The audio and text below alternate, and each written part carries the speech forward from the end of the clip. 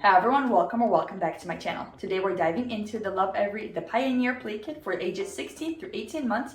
We're going to work on making a comparable play kit that is going to be either more price efficient or give us more bang for our buck. We're starting off with the race and chase ramp, which is essentially a variation of the ball tracker that we had introduced on this channel a while ago at this point. However, instead of having to put a ball inside of a hole to see it go in that zigzag motion, kids have to now position a car in one of two ways for it to slide down that ramp. The unique thing about this ramp that Lovevery offers is it does have two slots, which means you can put two cars at the same time to see if they'll go at the same speed, or you can put two different items to see how that might affect their speeds. Or if you have two children, they'll be able to share and use this toy together. Next, we have the community garden puzzle, which is an organic shaped puzzle, meaning that there's only one correct way to orient that carrot, for example, or that bead to properly fit inside its slot.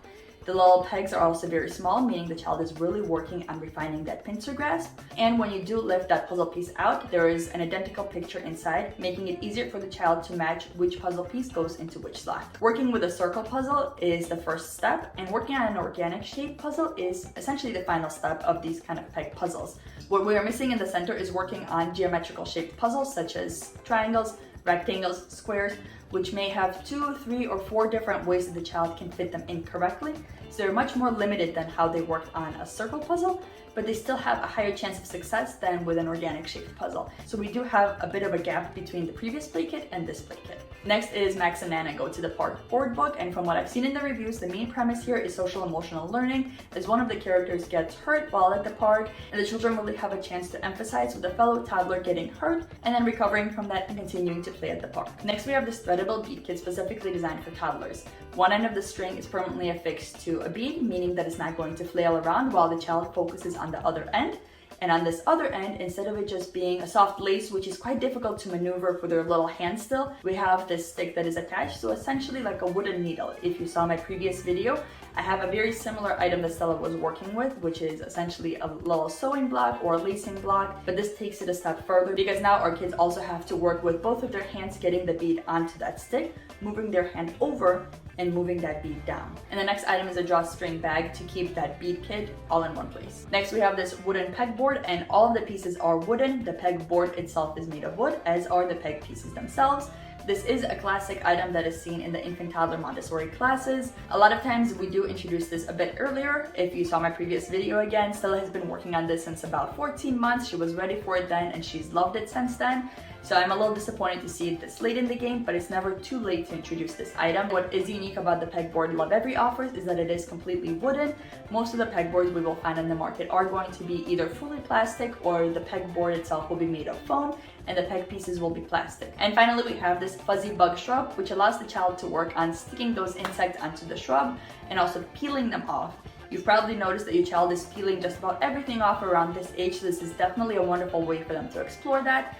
The shrub also opens on top, so you're able to put all of the insect pieces inside and take it along with you. Overall, this play kit is a great start to what our kids need at this age range.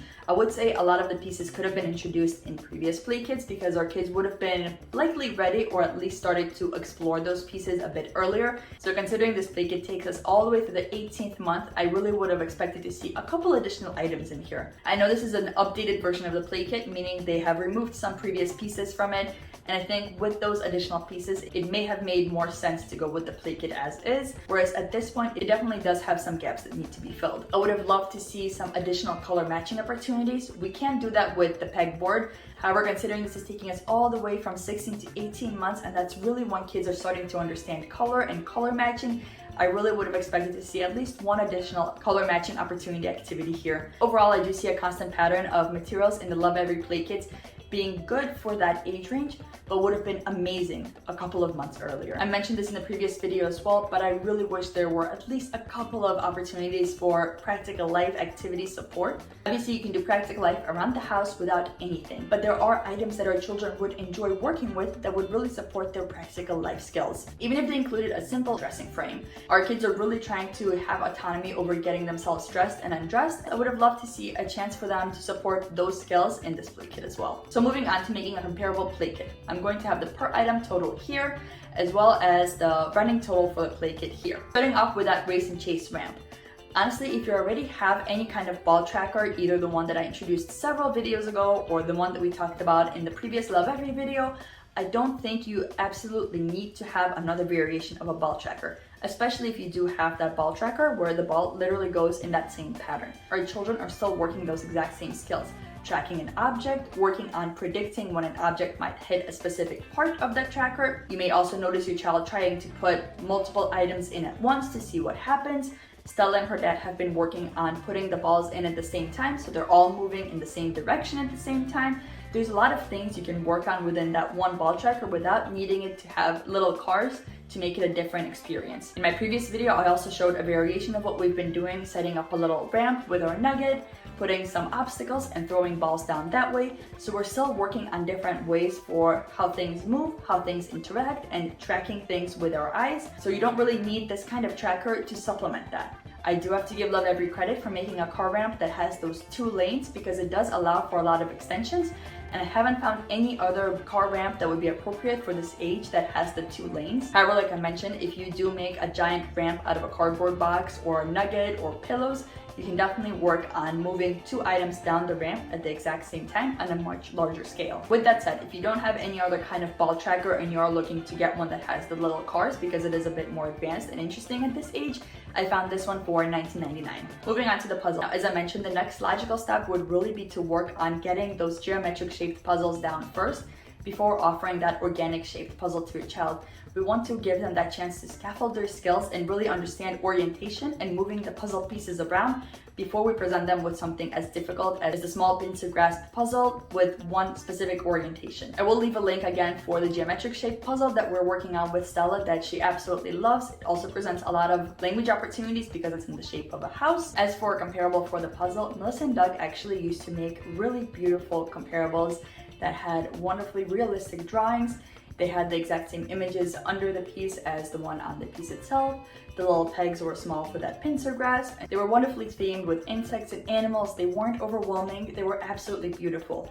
I don't see them being made anymore. We were luckily passed down a lot of them, but I do see some of them on eBay, and I'm assuming they may be in thrift stores as well. So if that's a route that you enjoy taking, I definitely recommend looking for those. I'll show what those look like right now. A different variation that Melissa and Doug does still produce is this pet puzzle, for example, for $8.79. That would be a wonderful comparable for this play kit. As for the book, there's luckily wonderful books out there that show our children what different feelings look like on babies' faces. We, for example, have this Making Faces book at our house for $7.95, and Stella absolutely loves it. She loves how simple it is, and she tries imitating the faces the different kids are making, and it's really helping her understand what different emotions are called and what they might look like on her own face. Another version is this Baby's Feelings book for $8.75 by the same publisher. So while it's not the fun story that the Lovevery book is offering, it does provide our kids with a wider vocabulary of different emotions that they may be feeling as we start to head into that age when we're going to be dealing with a lot of big emotions. For the threadable bead kit, I went over to Etsy because that's where I found people actually incorporating both of those principles of having a permanent bead affixed to one end of the string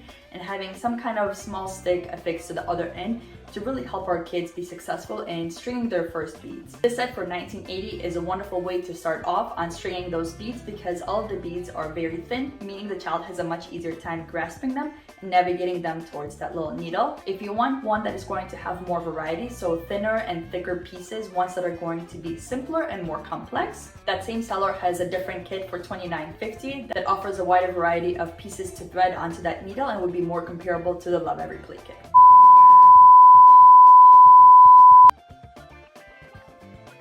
As for the wooden peg board and peg pieces, again, as I mentioned, I do not see any other comparable on the market that is actually made fully of wood for the board and the pieces. It's either a foam board with the plastic pegs or a fully plastic board with the plastic pegs. The pegboard that we got passed down is a very rigid foam, and everything else I've seen on the market currently is very flimsy foam that is very easily moved, and it makes it very difficult for the child when they're first starting out with this material.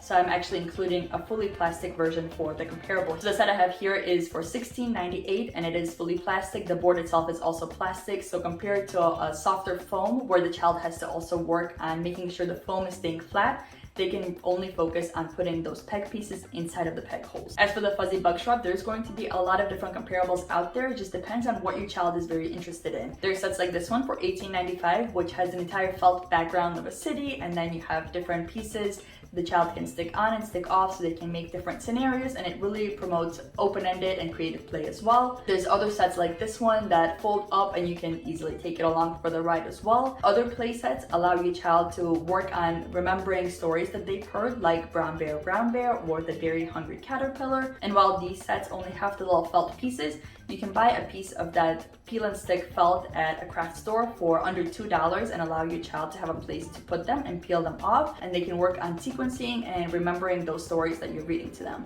If you wanted to go ahead and recreate that kind of canister where the child can peel and stick items and then also put them inside to take on the go, you can again buy that piece of peel and stick felt for under $2. Get any other container and wrap it around in that felt, and now you've recreated your own little shrub that the child can peel and stick whatever items they're interested in. I'm going to go ahead and include this set for $18.95 with the different transportation vehicles, because I think this also provides a lot of wonderful new language opportunities for our child. Now, because the total is always different from what I film versus when I edit, I'm just going to go ahead and plop it on the screen here for you right now. I'd say the main deciding factor for whether or not you purchase the play kit versus comparables will be that pegboard that is wooden in the Lovevery Play Kit and not really wooden anywhere else, as well as that slide and chase ramp that has the 2 tracks versus the one that we see in all the comparables. So if those 2 things are really important to you, which is completely valid, I would say go ahead and purchase that Lovevery Play Kit. Otherwise, with the comparable, we're working with pretty much the exact same materials, but now you have a leftover budget to either purchase an additional geometric shaped puzzle, purchase something like dressing frames, some pictures, or some additional open-ended opportunities for your child. So as always, I hope you found this information helpful, and until next time, I hope you stay safe.